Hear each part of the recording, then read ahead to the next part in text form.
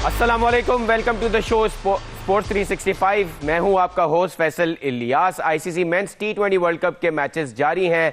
आज भी 3 मैचेस हुए जहां हमने देखा कि आयरलैंड, साउथ अफ्रीका और इंग्लैंड ने कामयाबी समेटी और अपने ग्रुप में अच्छी पोजीशन, स्पेशली साउथ अफ्रीका की बहुत अच्छी पोजीशन हो गई है। आज हम शो में कोशिश करेंगे कि ग्रुप की भी ज़रा स्टेटस को चेक करें, बिकॉज कल पाकिस्तान ने इंडिया से खेलना है और कल का जो मैच जीतता है वो ऑब्वियसली ग्रुप ए में क्वालिफिकेशन की तरफ जाएगा और बहुत ही इंटरेस्टिंग पोजीशन है। स्पेशली जो ग्रुप में साउथ अफ्रीका और न्यूजीलैंड है, वहाँ हमने देखा है कि अफगानिस्तान ऑलरेडी 2 मैचेस हार चुका है और वहाँ पे अफगानिस्तान को वेट करना है कि कोई एक टीम बहुत ही बुरा खेले आउट ऑफ साउथ अफ्रीका और न्यूजीलैंड और वो किसी एसोसिएट टीम से मैचेस हारे, otherwise Afghanistan will be out of the tournament. Show में आज के होने वाले 3 मैचेस और कल के बड़े मार्के पाकिस्तान इंडिया के बारे में बात करेंगे, जहां पूरी दुनिया में इंतजार हो रहा है इस मैच का। वेदर किस तरह का होगा श्रीलंका में और पाकिस्तान किस कॉम्बिनेशन के साथ जाएगा, स्पेशली उस्मान तारिक को लेके जो डेवलपमेंट है, जो इंडिया में डर और खौफ देख रहे हैं, उस पर भी डिटेल से बात करेंगे। हमारे साथ रोज की तरह पाकिस्तान के साबिक test cricketer, one of the very best batter that Pakistan produced और बहुत ही अच्छे फील्डर शोएब मोहम्मद साहब। सर शुक्रिया for being on the show. Shoaib भाई की आज भी हम जब कलाइयाँ देखते हैं तो हमें याद आता है कि किस तरह के बैटर ये होंगे और किस तरह की फील्डिंग ये करते होंगे। इस पर बड़ा डिस्कशन होता है बिकॉज आज भी सर, क्योंकि हम साउथ अफ्रीका वाले मैच को पहले डिस्कस कर लेते हैं, जिस तरह के उनके फील्डर्स हैं, जिस तरह के बैटर्स हैं, I think south Africa is one of the sides जो पूरे अच्छे कॉम्बिनेशन के साथ senior plus junior is a good side और ऐसा लगता है कि शायद ये वर्ल्ड कप में वन ऑफ द फेवरेट्स होंगे। पिछले साल के भी, ये पिछले टी20 टूर्नामेंट के भी वो रनर्स अप रहे हैं। So how do you see this game, specially the way Marco Jansen bowled today, he took 4 wickets. उसके साथ उनके जो कप्तान है माकरम, उनकी आउटस्टैंडिंग बैटिंग। हमने समरी भी हम अपने व्यूअर्स को दिखाएंगे, but did you watch the game today? जी, ऑफ कोर्स। कैसा देखते इस मैच को?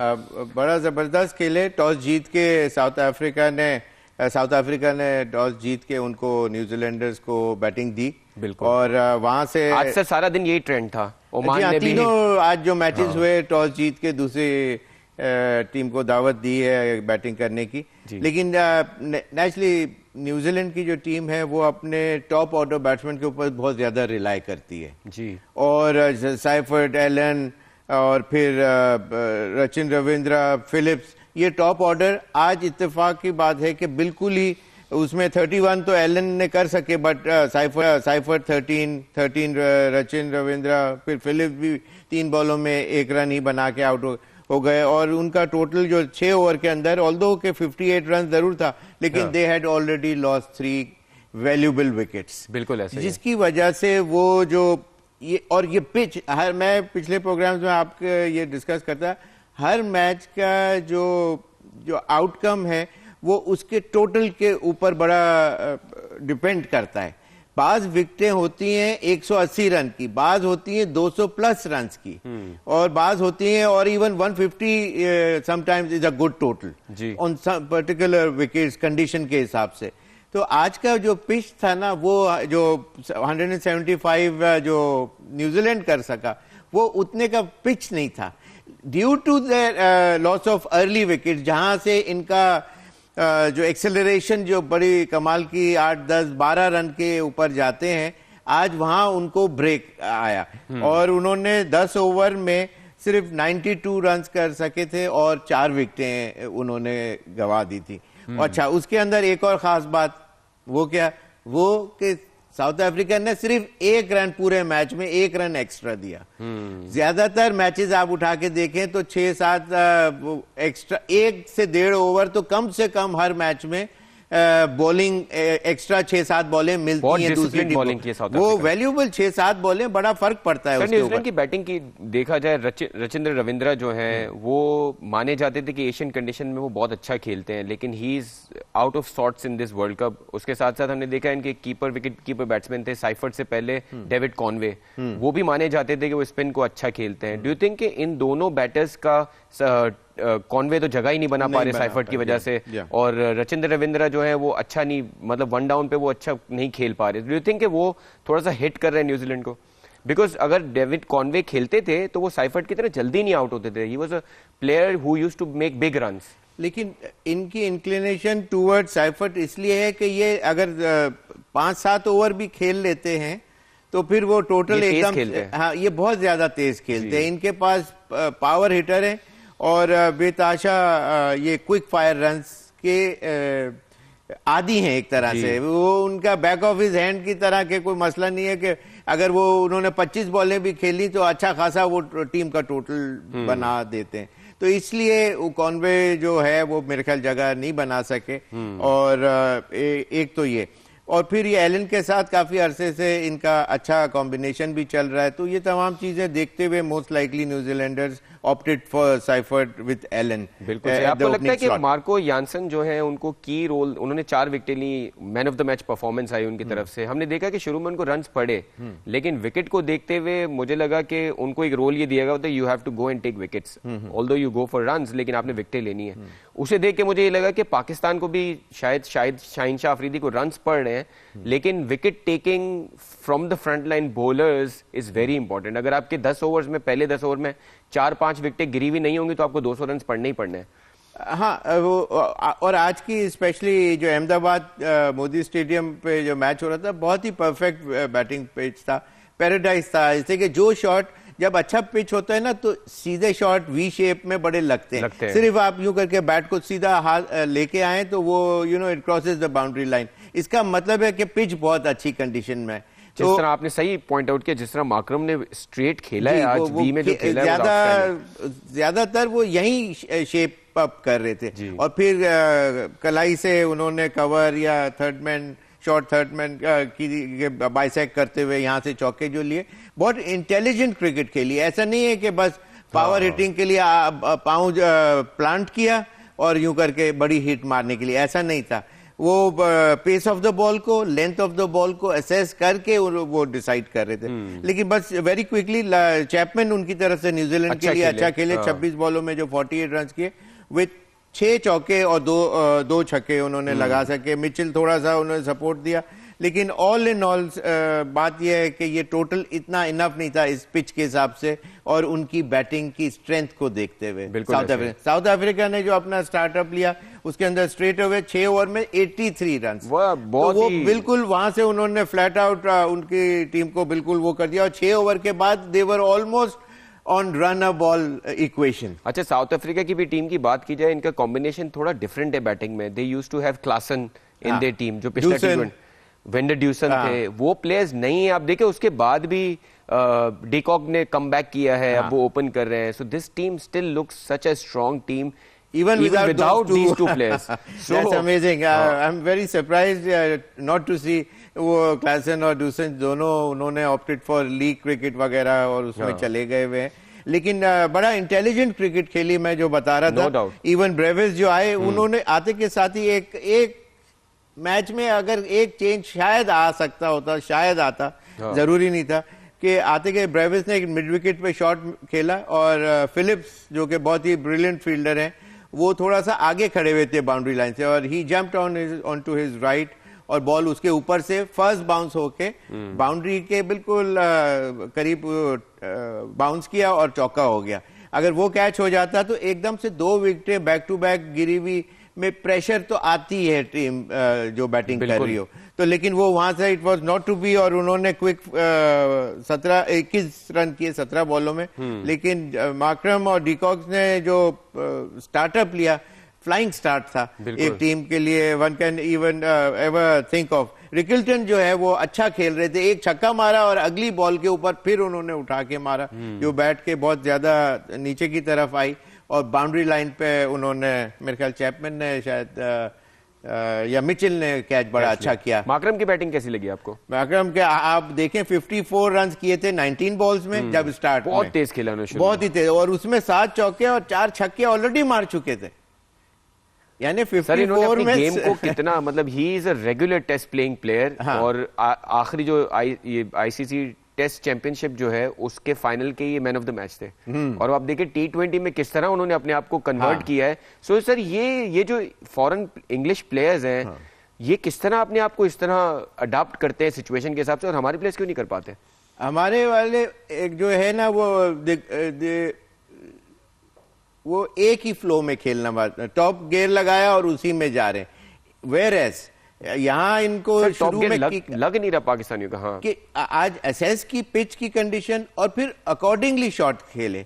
मतलब यह कि ऐसा नहीं जो मैंने शुरू में डिस्क्राइब किया कि पांव रखा और बस मारना शुरू कर दिया, ऐसा नहीं शॉट्स खेले। बॉल की टाइमिंग, प्लेसमेंट, वो चौके का बॉल है तो चौके मारने की कोशिश कर रहे हैं, ऐसा नहीं है कि सिर्फ जी छक्का ही मारना है जी, और जी, उसमें चौका मिल रहा है। और जिस तरह आपने कहा कि जहां वो वी में खेल रहे थे वहां जब बॉल की लेग उन्होंने थर्ड मैन या उनको भी यूज किया उन्होंने, माकरम ने तो वही स्पेशली। मेरा मतलब है कि असेसमेंट जो स्ट्रॉन्गर अप देयर, जब माइंडसेट से आप स्ट्रांग होते हैं ना। जैसे हम स्पेशली बाबर की बात करें, उनसे एक्सपेक्टेड था कि जैसे हमने उनको पिछले वर्ल्ड कप में उनको ओपन कराया, उसके बाद हम ये एक्सपेक्ट कर रहे थे कि अब वो अपनी गेम को इस तरह बिल्ड करेंगे कि वो पावर गेम दिखा सकेंगे, लेकिन probably he still has not converted into a player who can win games for Pakistan. That's true actually। वो लेकिन उनका that's the way he plays, वो स्टाइल ऑफ प्ले है फ्रॉम द वर्ड गो। उसके अंदर कोई ग्रेट शेक्स नहीं आया, वो अपने रिलाई करते हैं, वो आर्टिस्टिक शॉट्स जो खेलना मांगते हैं। और मेरा अंदाजा है कि जब उनका जो थोड़ा सा जो डाउनफॉल सा आया अमंग द रन गेटर्स, नहीं फैसल जब थे, he was still just trying to show the world his class act shots, bisecting cover, और उसमें तो वो उन शॉट्स के ऊपर rather than relying on single and doubles, और वो जो अंदर आती हुई बॉल के ऊपर वो जब शॉट खेलना, पहले जब टाइमिंग अच्छी हो, हैंड एंड आई कोऑर्डिनेशन अच्छा हो, तो वो चौके में कन्वर्ट होती है when you are swinging the ball early. जब थोड़ा सा आपको मुश्किलात आती हैं या बॉल थोड़ा सा अंदर आने लग जाता है, हर पिच पे नहीं आता, हर बॉलर नहीं वो एबिलिटी रखता, लेकिन जब रखता है तो फिर आपको you got to change your gears, single doubles पे आना होता है, क्योंकि वही बॉल के ऊपर जैसे आपने अगर यहां से यूं करके यूं खेला तो बैट एंड पैड के बीच में गैप बन जाता है, और इधर से ही आप यूं बैट को मैनूवर करें तो वो गैप नहीं बनता, और सिंगल डबल्स के लिए आप वो करते हैं। तो मेरा अंदाजा यही था।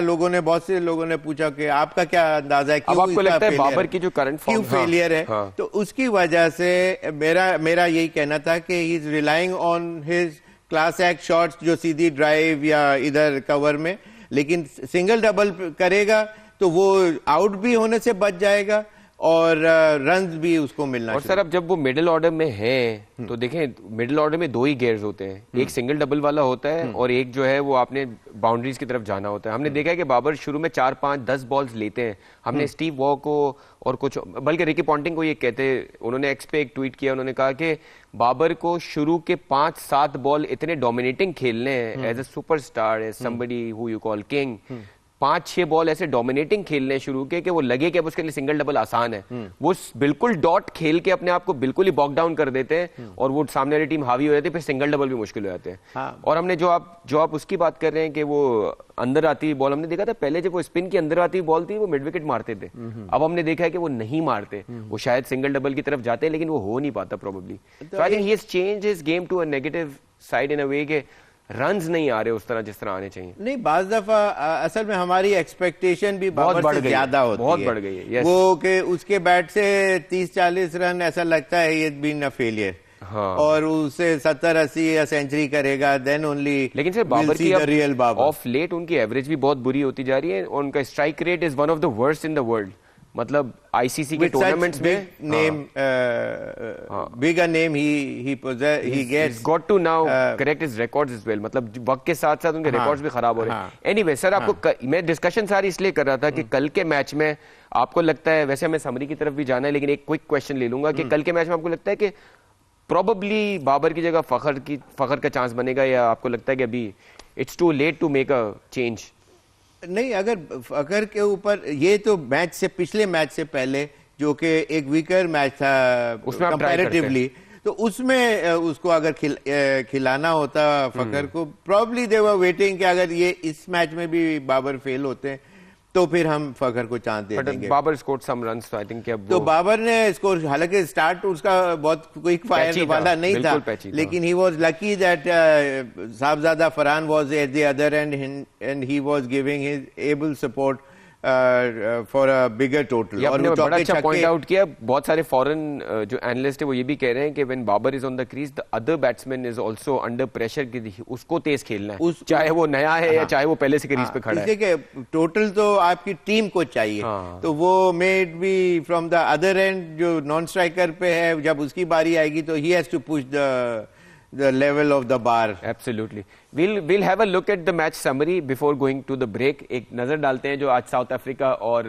न्यूजीलैंड का मैच हुआ है। ऑल्दो ये मैच इतना इंपॉर्टेंट इसलिए नहीं रहा कि अफगानिस्तान अपने दोनों मैचेस हार चुका है इस ग्रुप में और ये दोनों टीमें क्वालिफाई करेंगी। जैसे हमने कहा कि 175 स्कोर किया न्यूजीलैंड ने after losing the toss and South Africa invited them to bat first, और साउथ अफ्रीका ने उसको आराम से चेस डाउन किया thanks to the great batting by Markram their captain, जिन्होंने 86 रन किए जस्ट 44 बॉल्स पे। और जिस तरह शोएब भाई ने एक्सप्लेन किया कि एक क्लिनिकल मैच था साउथ अफ्रीका के लिए जीतना, और ऑब्वियसली ये दोनों टीमें ऐसी टीमें हैं जो प्रोबेबली आगे जाके सेमीफाइनल्स या कहीं और भी मिल सकती हैं। सो शोएब भाई कॉन्फिडेंस हाई हो जाएगा। फास्टेस्ट 50 भी की है माकरम ने इस मैच के अंदर। जी जी बिल्कुल। और जब शुरू जो मैंने बता रहा था कि 54 19 बॉल्स में करे थे, तो वो ऑलरेडी फास्टेस्ट हो गई थी इस T20 की। और फिर इवेंचुअली उन्होंने मेरे ख्याल से जो अभी आपने देखा स्कोर कार्ड, तो उसमें 80 कुछ की 44 बॉल्स पे 86 ऑड बॉलों में। सो आउटस्टैंडिंग बहुत ओवरऑल सारी अच्छी वो थी, लेकिन इन्होंने मैच अपने फेवर में 6 ओवर के बाद कर लिया था और 8 ओवर में they were already standing on 106। Sir इस पे मैं एक स्टेटमेंट ये कहूंगा कि इसको कहते हैं कंडीशंस को असेस करना। इनको ये पता था कि अगर हम पावर प्ले में अच्छा खेलेंगे तो ये मैच जीतेंगे। So this is why they went all guns blazing in the power play. They scored maximum runs in the power play. उसके बाद देखें इनको टाइम लगा है उसको चेस डाउन में। पावर प्ले के हिसाब से इनको 13 ओवर में खत्म कर देना। फिर सिंगल डबल्स पे आ गए थे ना। इंटेलिजेंट क्रिकेट खेली थी। रिकल्टन ने थोड़ी गलती की मैं समझता हूँ कि छक्का मार के फिर बड़ा शॉट सीधा हालांकि बाउंड्री पे बंदा खड़ा हुआ, उसके ऊपर फिर वो मारने की जरूरत नहीं थी, इसलिए कि रन अ बॉल पे इक्वेशन आ गई हुई थी। बिल्कुल सही है। 15 फरवरी 2026 बहुत बड़ा टाकरा पाकिस्तान और इंडिया का। ऑल्दो रिकॉर्ड ये सजेस्ट करते हैं कि इंडिया बहुत ही स्ट्रांग टीम है और आईसीसी रैंकिंग के हिसाब से भी इंडिया टॉप की टीम है, पाकिस्तान 7वें नंबर की टीम है। सारे स्टैट्स सारी चीजें देखा जाए तो इंडिया की फेवर में है, लेकिन कुछ चीजें फिर भी पाकिस्तान के फेवर में है। जैसे उस्मान तारिक से बहुत डरा हुआ है इंडिया, और आज हमने देखा है कि दोनों प्रेस कॉन्फ्रेंसेस में एक प्लेयर जो बहुत ही ऑब्वियस था वो उस्मान तारिक था और पाकिस्तान के लिए ट्रम्प कार्ड हो सकते हैं। एक और चीज जो पाकिस्तान की फेवर में दिख रही है वो ये है कि पाकिस्तान श्रीलंका में काफी दिनों से है, वहां की कंडीशन से एक्लेमेटाइज भी हो चुके हैं और लग रहा है कि पाकिस्तान के लिए स्पिन फ्रेंडली कंडीशंस जो हैं वो बेहतर होंगी और पाकिस्तान का चांस बनेगा। शोएब भाई से समझेंगे। शोएब भाई हमारी टीम अडाप्ट तो ऑब्वियसली हो गई होगी उन कंडीशंस में, बिकॉज हम काफी दिनों से वहां पे खेल रहे हैं और अगर हम जैसे पहले भी डिस्कस कर चुके हैं कि चैंपियंस ट्रॉफी, उससे पहले एशिया कप, उसमें हमने देखा कि हमारा स्पिन डिपार्टमेंट काफी वीक था, लेकिन अब हमने उस पर काम किया है। हमारे पास मल्टीपल स्पिनर्स हैं जिसमें अबरार भी हैं, उस्मान तारिक भी हैं, शादाब भी टीम में आ गए हैं। Do you think all of these things together will make our team favourite to win the game, या चांसेस हमारे बढ़ेंगे कंसीडरिंग कि इंडिया का रिकॉर्ड बहुत स्ट्रांग है हमारे अगेंस्ट? वो बात आपकी सही है, लेकिन एक और चीज ये देखें कि हमारे पास जो मैच विनर्स जो हैं वो अच्छे खासे हैं। चाहे वो फखर तो खेल नहीं रहे, लेकिन अगर वो खेलते हैं तो वो अपनी जगह, हालांकि मतलब बेंच में जो बैठा है वो भी एक मैच विनर है, ये मेरा कहने मतलब है। तो जो टीम में खेल रहे हैं, बाबर ने बहुत से सिंगल हैंडेडली मैच जीता है, साहबजादा फरहान की आउटस्टैंडिंग, फिर सायम अयूब जो अभी भी अपने क्विक फायर रन से वो सामने वाली टीम को एब्सोल्युटली बैकफुट पे कर देते हैं with his array of shots what he plays around the park. Then comes Agha ने आके एक अभी पिछले दिनों वन डाउन पोजीशन पे आके 80 कुछ ऑड रन क्विक फायर करे, ऑल्दो के पिछले दो मैचेस में वो इतना स्कोर नहीं कर सके हैवी, लेकिन ये कि उनसे भी आप एक्सपेक्ट कर सकते, इसलिए कि वो उनका इंटेंट जो है, माइंडसेट है वो क्विक फायर रन्स का, और इस T20 फॉर्मेट के हिसाब से टू परफेक्शन है। स्कोर नहीं करना वो अलग बात है, लेकिन माइंडसेट अगर उस तरह से अप्लाई हो रहा है तो that is a good sign. आपको सर फिर शादाब भी है, फिर उस्मान तारिक तो बिल्कुल ही treated as a musician at this moment of time. फिर हमारे पास Shaheen Afridi with his in swinging match winner के हिसाब से वो भी माने जाते हैं। सही है। तो मेरा कहने का मतलब है कि इंडिया के पास अच्छे प्लेयर जरूर हैं और मैच विनर टाइप के भी हैं, लेकिन मैच विनर्स इतने एज सच नहीं है जैसे पाकिस्तान के पास। शादाब ने पिछले दिनों बड़ी जबरदस्त इनिंग खेली, plus he is getting some wickets too. और श्रीलंका में ये जो मैचेस जो हो रहे हैं उसमें हमारे स्पिनर्स ये है मोस्ट डेफिनेटली, जैसे साइम अयूब भी आके विकेट ले लेते हैं 1 से 2। फिर ऑफ कोर्स हमारा जो Abrar musician, another musician what we have. तो मतलब फिर आगा खुद गेंद करते हैं ऑस्पिन, हालांकि वो इतने करते हुए नजर नहीं आ रहे।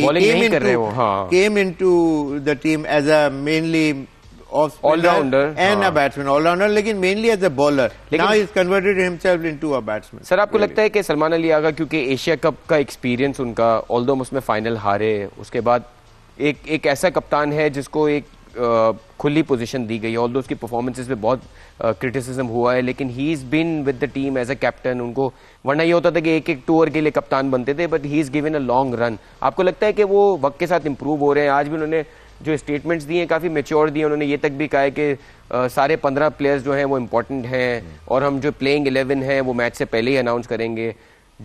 2 questions actually. One is कि do you think कि he is improved as a captain, and second is ये जरूर कहते हैं कप्तान कि हम मैच से पहले चेंज करेंगे टीम, लेकिन हम देखते हैं कि they always go for a easy option which is to go with the same side, because वो यही कहते हैं कि यार हम टीम को कॉम्बिनेशन चेंज नहीं करना चाहते।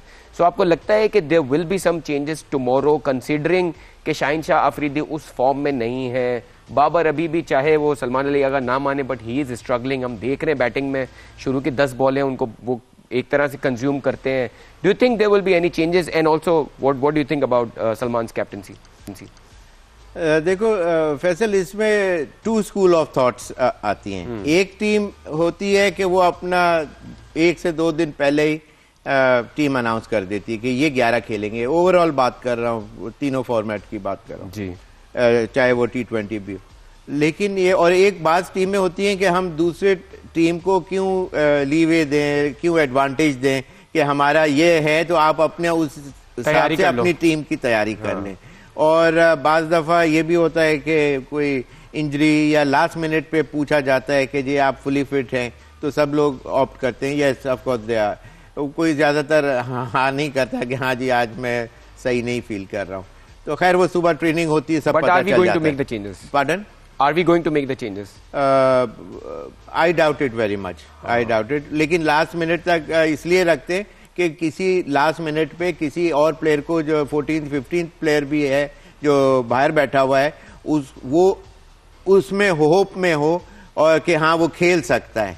मेंटली अगर उसको पहले से बता दें कि ये हम नए नहीं खेल रहा, और लास्ट में 11th आवर पे टीम आधा घंटा पहले मैच से पहले उसको बोलें कि यू आर इन टुडे, तो वो मेंटली अगर बहुत स्ट्रांग होगा तो शायद उसको नहीं फर्क पड़ेगा। और आपको इंडिया से मैच खेलना है, और इंडिया से एक वैसे ही बहुत बड़े प्लेटफॉर्म के ऊपर ये मैच खेला जा रहा है और देखा जाएगा। सलमान कैप्टनसी, सर कैप्टनसी बहुत इम्प्रूव की है उसने, उसके साथ west of mindset Mike Hesson के अलावा भी काफी लोगों के साथ वो इंटरेक्ट करता रहा है एज अ कैप्टन और एज अ सीनियर प्लेयर। और he is among the run getters, every now and then कुछ ना कुछ कर रहा होता है। तो he is in the scheme of things बात करने में, और he is good at it at the same time, और उसने टीम को अच्छा संभाला है। ही लुक्स प्रॉमिसिंग, और एक तो यंग है तो काफी चीजें उसने कम टाइम में सीख ली हैं। ऑल्दो कोई बड़ी सक्सेस नहीं है except for the Australia series. हमने देखा एशिया कप में हम 3 मैचेस इंडिया से हारे। आपको लगता है कि जैसे हम न्यूजीलैंड में देखते हैं ग्लेन फिलिप्स बॉलिंग कराते हैं, रचिंद्र रविंद्र बॉलिंग कराते हैं, आपको लगता है सलमान अली आगा ने एशियन कंडीशंस में बहुत सारे मैचेस होते हुए he is bowled too less compare to what he should have? Because क्योंकि अगर आप जैसे इंडिया की बात करें, उनके पास तिलक वर्मा जैसे लेफ्ट हैंडर है, वो बॉलिंग फिर आपके पास ऊपर सारे लेफ्ट हैंडर हैं, शर्मा हो गए। सो डू यू थिंक कि ये अगर सलमान थोड़ी बॉलिंग ज्यादा कराते तो शायद ये यूजफुल हो जाते हमारे लिए इंडिया के मैच में? बिल्कुल, अगेंस्ट लेफ्ट हैंडर्स मैं खुद I am surprise my self, मुझे समझ नहीं आती कि रीजनेबली अच्छी बॉलिंग करता है, विकेट भी साथ एट द सेम टाइम उसको। बट लेकिन मुझे सर एक चीज याद आई, पिछले PSL सीजन 10 में इस्लामाबाद ने एक विनिंग स्ट्रीक थी, उसके बाद शादाब टीम से बाहर हुए और सलमान अली आगा कप्तान बने, और उसमें मैं खुद एनालाइज करता था उस वक्त, तो सलमान अली आगा फर्स्ट चेंज पे जब भी आते थे तो सामने वाली टीम को पूरा मोमेंटम उनकी तरफ शिफ्ट हो जाता था, उनकी बॉलिंग इतनी बुरी हो रही थी। तो मुझे लग रहा है शायद T20 फॉर्मेट के हिसाब से वो डरते हैं कि अगर वो बॉलिंग कराएंगे, मोमेंटम शिफ्ट हो गया तो पूरा ओनस उन पे आ मेरा जाएगा। भी यही अंदाजा है कि probably he backed himself out because of being hit. और जब इंसान एक तरफ से डरना शुरू हो जाए बॉलिंग करते हुए, मुश्किल हो जाती है, तो फिर वो गेंद और खराब ही होती है। तो for the sake of the team उसने ये कहा कि ये मैं बॉलिंग ना करूं तो अच्छा बैटिंग पे कंसंट्रेशन हो। ऑलराइट, साउथ अफ्रीका ने तो बड़ा आसानी से अपना मैच जीता है न्यूजीलैंड से, लेकिन आज एक और अहम मैच हुआ ग्रुप सी में, जहां इंग्लैंड के लिए बहुत जरूरी था स्कॉटलैंड के अगेंस्ट जीतना। वो जीते 5 विकेट से और अपनी उम्मीदें अभी भी बरकरार रखी हैं, ऑल्दो वो वेस्ट इंडीज से इस ग्रुप में हारे हैं। सो अब देखना होगा कि इस ग्रुप में क्या होता है। Group C is very difficult for the top 2 teams to qualify. समरी भी हम मैच की दिखा रहे हैं, जहां स्कॉटलैंड ने पहले बैटिंग करते हुए 152 रन स्कोर किए, जिसको बाआसानी चेस डाउन किया। इंग्लैंड ने 5 विकेट से मैच जीता। Outstanding bowling performance by Adil Rashid, जो पिछले दोनों मैचेस में ऑलमोस्ट मैच विनर साबित हुए हैं इंग्लैंड के लिए। और आज ग्रुप बी में एक मैच हुआ जिसमें आयरलैंड ने ओमान को शिकस्त दी। उस मैच में भी अगर देखा जाए तो बहुत ही आउटस्टैंडिंग बैटिंग आयरलैंड की तरफ से, और ओमान को उन्होंने बाआसानी 96 रन से बीट किया। मैच की समरी भी हमारी स्क्रीन पर आ रही है। 235 रन स्कोर किए। इस टूर्नामेंट का सबसे बड़ा स्कोर सेटअप किया आयरलैंड ने, ऑल्दो दे स्टार्टेड बैडली, पर उनके कप्तान की आउटस्टैंडिंग इनिंग टक्कर की, जिन्होंने 94 रन किए और एक रिकॉर्ड भी कायम किया। आज उन्होंने लास्ट 4 ओवर्स में 90+ रन्स का T20 वर्ल्ड कप के रिकॉर्ड्स में, और ओमान को बाआसानी उन्होंने बीट किया 96 रन से। Alright, so these were the 2 other games that were played today. और हम बात करेंगे अब अगेन पाकिस्तान और इंडिया के टाकरे की, जो कल होने वाला है। उसके हवाले से हम प्रेस कॉन्फ्रेंस का रेफरेंस बार बार दे रहे थे, और बाबर पे भी हमने बहुत डिटेल में बात की। बाबर के हवाले से हमारे कप्तान सलमान अली आगा का क्या कहना था, उसका एक शॉट दिखाते हैं, फिर शोएब भाई की तरफ चलते हैं और उनसे फर्दर ओपिनियन लेते हैं बाबर के बारे में भी, और पाकिस्तान इंडिया टाकरे के बारे में भी, और किस टीम के ज्यादा चांसेस है कल जीतने के लिए। But first let's have a look at what Salman Ali Agha had to say about Babar Azam in his press conference that he did today. So Babar के लिए बड़ी अच्छी खबरें हैं सर। ये हमारा प्लेयर माशाल्लाह बड़ी किस्मत सर, कप्तान भी जो मिले हैं सर, इतनी सपोर्ट सर। आप भी कभी कभी सोचते होंगे काश हम भी इसी एरा में पैदा होते कि क्रिकेट ही मिले जा रही है। बड़ा जबरदस्त उसके लिए सपोर्टिव ये बात तो की, लेकिन 2-3 चीजें आपने नोट की होंगी आपने भी, कि बॉडी लैंग्वेज जो थी ना वो ऐसी नहीं थी कि या बाबर गवर गया तो उसका हाथ यहाँ था, फिर थोड़ी देर बाद ही वो स्क्रैचिंग हिज बियर्ड, फिर यहाँ हाथ रख लिया। तो ये बॉडी लैंग्वेज साइंस जो थे it was not going along with the word. मुझे लगता है कि ये जो बॉडी लैंग्वेज है ना वो इसलिए होती है कि सवाल ही क्यों करते हो बाबर का। मैं आपको बता रहा हूँ, मेरा भी यही वो है। लेकिन ये कि इनकी बातों से भी अंदाजा हो गया, जो मेरा भी कहना था कि उसको चेंज नहीं करेंगे, और वो अब काफी अंदाजा ये हो गया कि चेंज नहीं होगा। मेरी टीम इंडिया पाकिस्तान के मैच के लिए I still opt for Pakistan to win the game tomorrow, और आई एम प्रीटी होपफुल। अगर शायद गलती से मैं कोई 1-8 रुपया भी लगा देता तो वो पाकिस्तान पे लगाता, इसलिए कि पाकिस्तान के चांसेस इसलिए ज्यादा है कि they are been playing in Sri Lanka for some time, the other team has flown in, और उनके बैटिंग वहां बैटिंग पैराडाइज बिकते थी, यहाँ वो नहीं मिलेगी। तो लेकिन of course Pakistan has to play their best cricket tomorrow.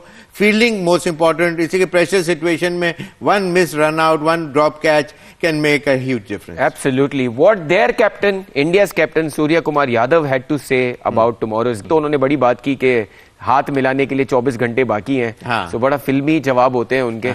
सो उनकी भी प्रेस कॉन्फ्रेंस को जरा सुनते हैं, और उस्मान तारिक के वाले से बातें की उन्होंने। लेट्स हेयर इट आउट, फिर उस पर मजीद बात भी करते हैं। तो प्रोडक्शन टीम का बहुत ज्यादा शुक्रिया भी करेंगे कि उन्होंने ये फुटेज हमें दिखाई, और जितना पॉलिटिकल ये क्रिकेट को कर दिया है सर, इस जवाब से आप अंदाजा लगाएं कि somebody has to tell these players कि भैया हाथ मिलाना है या नहीं मिलाना, because they are not clear about it, and they also are taking that direction in a way that whatever that direction comes in, उसी तरह उसको फॉलो करेंगे। सो हैंडशेक तो अभी पॉलिटिकल ही रहेगा। और इंडिया पिछले साल जो मार खाई है उन्होंने बयानुल मरसूस में, बौखलाए हुए हैं वो भी तक।